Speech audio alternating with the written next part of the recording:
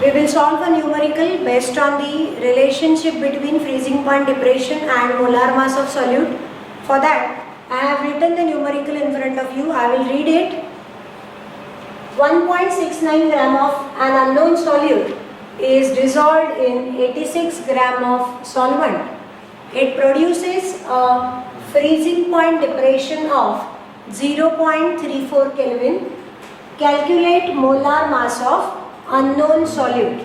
In bracket, the value of Kf is given. Kf is equal to 1.2230 Kelvin kilogram mole inverse. We will go to the first step, that is, first of all, we will write the given data. What is given? First, it is given that 1.6 gram of an unknown solute. That means the mass of unknown solute is given, that is W2. W2 is 1.69 gram, is dissolved in 86 gram of solvent. That means the value of W1 is given. W1 is equal to 86 grams. It produces a freezing point depression of 0.34 Kelvin. Directly the depression of freezing point is given, that is delta TF. The two different values for freezing point of pure solvent and freezing point of solution are not given. It produces a freezing point depression. असं म्हटलंय म्हणजे ते काय आहे? It is a value of delta TF.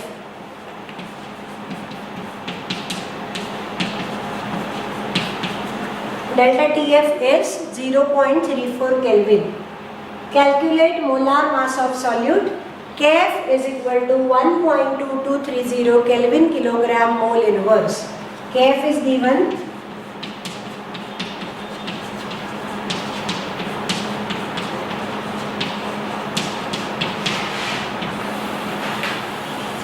This is the given data. Next is to find. What is to be found? We have to find the molar mass of solute, that is M2 is equal to question mark. We will write the formula.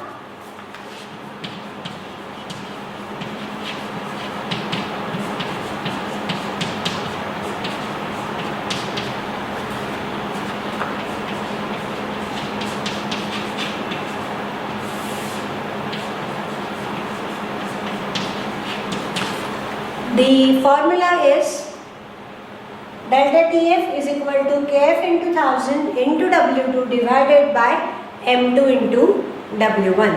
Now I will substitute all the given values in this formula. This is the solution. What is the value of delta TF? It is 0.34 Kelvin, which is equal to Kf. Kf is 1.2230 into 1000 into W2. What is the value of W2?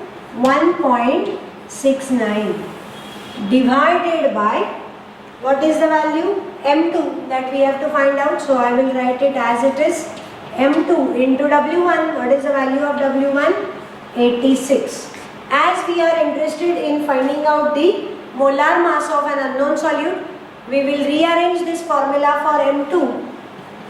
So by rearranging, we get M2 is equal to 1.2230 into 1000 into 1.69 divided by this value of delta TF will come here into denominator, that is 0.34 into 86. So while solving, what you have to do is, first of all, multiply 1.2230 by 1000 multiplied by 1.69, then multiply 0.34 by 86, and then divide the answer of this multiplication by the answer of this multiplication. So the final value for M2 that is obtained is 67.29.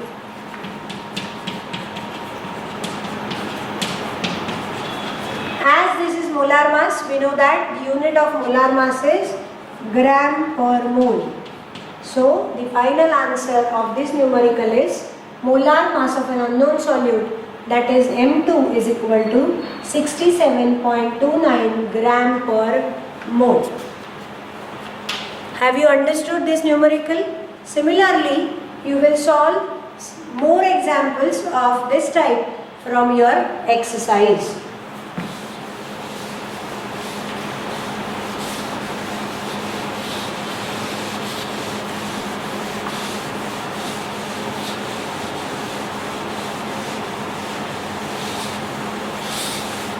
One thing that is common between boiling point elevation and freezing point depression is, while relating both the colligative properties with the concentration of solute, we use the term molality. आपण कोणती term वापरली?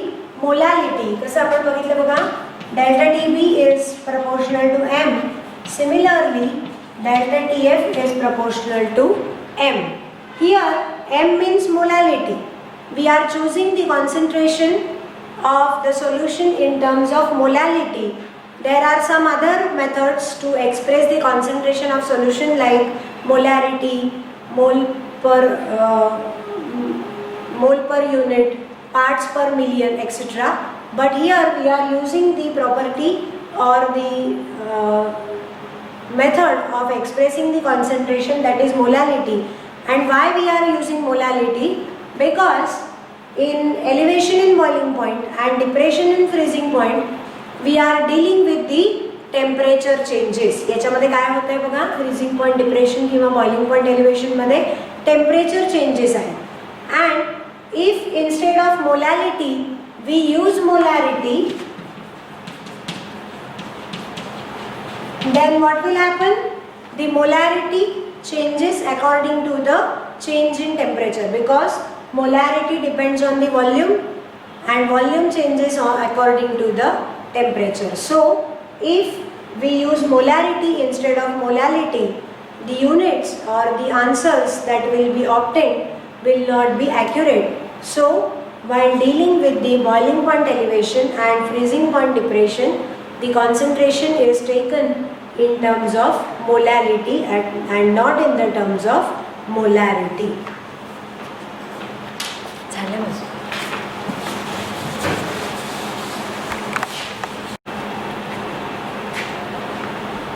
The next colligative property is osmotic pressure.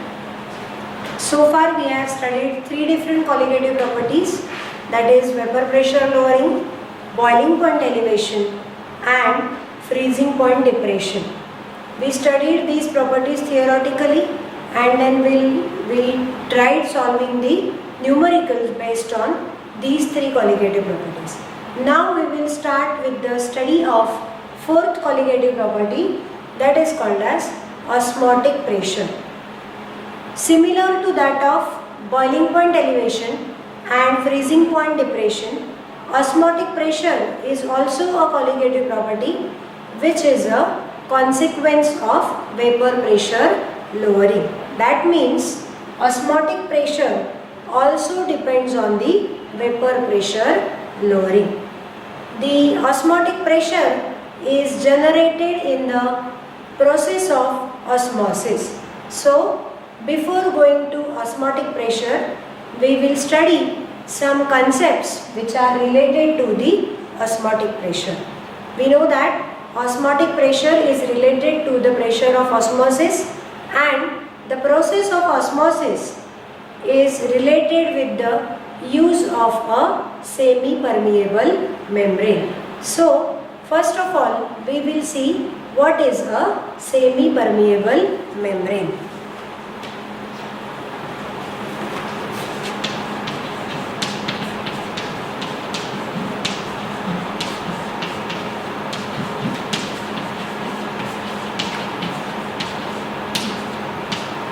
A semi-permeable membrane is a thin film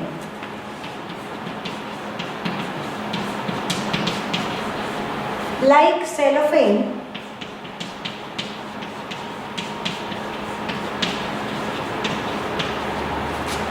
This thin film allows the passage of only solvent molecules through it, but not the passage of solute molecules. Such a membrane is called as a semi-permeable membrane. See the definition of semi-permeable membrane once again. A semi-permeable membrane is a thin film like cellophane which allows only solvent molecules to pass through it but not the solute molecules.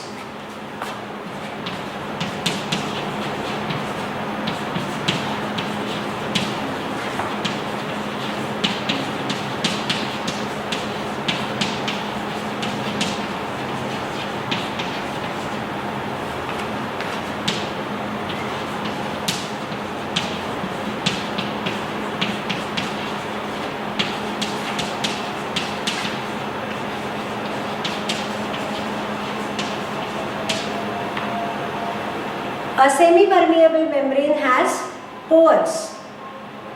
Due to presence of these pores, the solvent molecules can pass through it but not the solute molecules. We know that in a solution, generally the particle size of solvent molecules is smaller than the particle size of solute molecules. So, the pores of the semi-permeable membrane are large enough to allow the passage of solvent molecules, but these pores are small enough so that they do not allow the solute molecules to pass through it. बघा, semi-permeable membrane ला pores असतात. ते pores इतके मोठे असतात की त्यातून solvent molecules जाऊ शकतील, पण ते तितकेच लहानही असतात की ज्यामुळे solute molecules त्याच्यामधून पास होऊ शकत नाही. So generally the pores of the semi-permeable membrane are greater in size than the size of solvent molecules, but these pores are smaller in size than the size of the solute molecules. Hence, a semi-permeable membrane is a membrane which is capable of allowing only the passage of solvent molecules, but it does not allow the solute molecules to pass through it. So, we say that the semi-permeable membrane selectively allows the passage of solvent molecules. It is selective in nature. It selects only the solvent molecules to pass through it but not the solute molecules. Such a membrane is called as a semi-permeable membrane. This semi-permeable membrane is used in the process of osmosis. Now, in the definition of semi-permeable membrane, we have seen that membrane allows only solvent molecules to pass through it but not the solute molecules. So, we will see the direction of the passage of solvent molecules.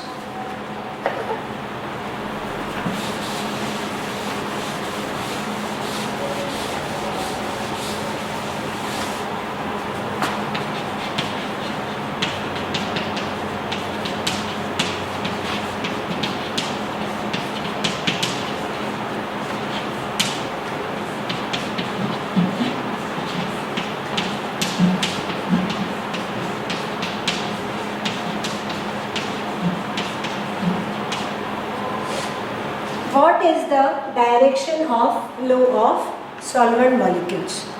To understand the direction of flow of solvent molecules, we will see a diagram.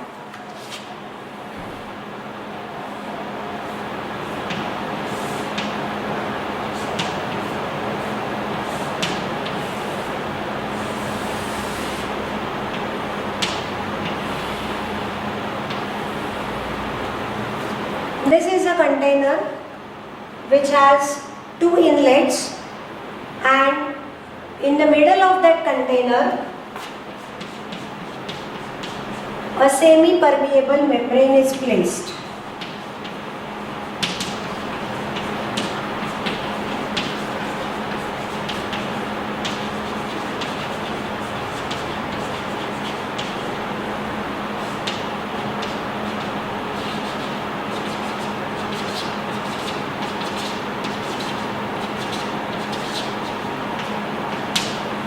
On one side of the semi-permeable membrane there is pure solvent.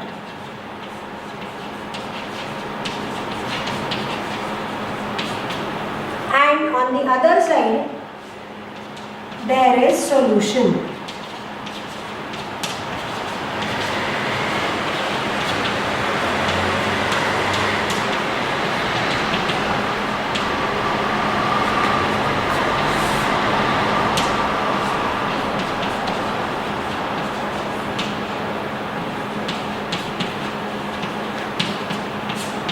And I have shown the direction of flow of solvent with the arrow. We will come see one more diagram.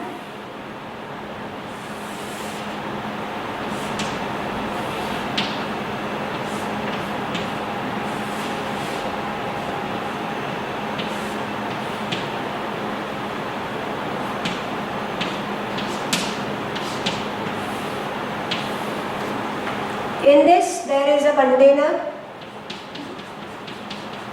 which has a semi-permeable membrane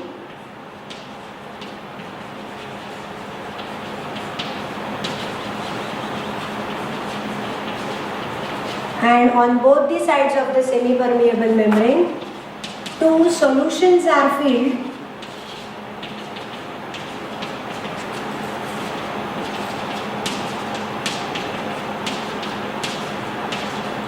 On the left side there is solution of lower concentration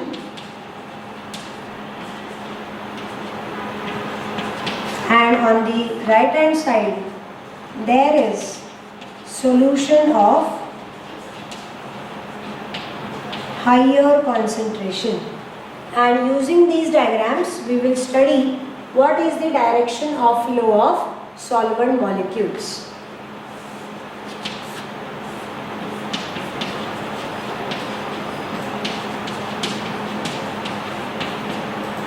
If you observe these two diagrams, you will find that the solvent is present on both the sides.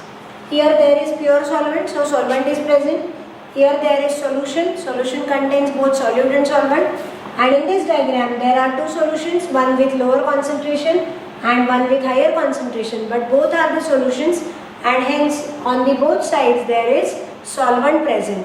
So as there is solvent present on the both sides, the flow of direction is in the both directions. The flow is in the both direction, from this side to this side as well as in reverse from this to this. Here there is also the solvent flows from left to right as well as from right to left through semi-permeable membrane. But now I am saying that the flow of direction is from both the sides. But in diagram I have shown the flow of solvent from pure solvent to solution, and in second diagram I have shown the flow of solvent from solution of lower concentration to the solution of higher concentration. That means if there is flow from both the sides but the rate of flow of solvent molecules from pure solvent side to the solution side is more, similarly, the rate of flow of solvent from the side of solution of lower concentration to the side of solution of higher concentration is more. And hence I have shown that the flow of solvent in first diagram is from pure solvent to solution, and in second diagram the flow of solvent is from solution of lower concentration to the solution of higher concentration. That means generally the flow of solvent molecules is more from solvent to solution, or it is more from dilute solution to the concentrated solution. This is the osmosis. So we will study what is osmosis. Osmosis is a process of passage of solvent molecules from pure solvent to the solutions through semi-permeable membrane. Or the osmosis can also be defined as the flow of solvent molecules from the dilute solution to the concentrated solution or the flow of solvent molecules from the solution of lower concentration to the solution of higher concentration through semi-permeable membrane. This is called as osmosis. So what happens after osmosis? After osmosis, the amount of liquid from solvent side decreases. Similarly, the amount of liquid from the side of solution of lower concentration also decreases, because the solvent flows from pure solvent to solution, or solvent is passed from solution of lower concentration to the solution of higher concentration, due to which the amount of liquid on pure solvent side or on the side of solution of lower concentration is decreased, whereas the amount of liquid on the solution side or to the side of solution of higher concentration is increased. And as there is passage of solvent from solvent side to solution, or from solution of lower concentration to the solution of higher concentration, the concentration on the solution side decreases. Why? Because the solvent molecules pass into the solution through semi-permeable membrane. Similarly, here, due to passage of solvent molecules from dilute solution to the concentrated solution, on this side the amount of liquid increases, and therefore this higher concentration of the solution is decreased. So here we have studied about the direction of flow of solvent molecules in the osmosis. We will again revise the definition of osmosis. Osmosis is defined as the process of flow of solvent molecules from pure solvent to the solution through semi-permeable membrane. Or osmosis can also be defined as passage of solvent molecules from a solution of lower concentration to the solution of higher concentration through semi-permeable membrane. So what is the important criteria to allow the process of osmosis to take place is there should be presence of semi-permeable membrane. In further lecture we will study about what is exactly how the osmosis occurs and what is osmotic pressure.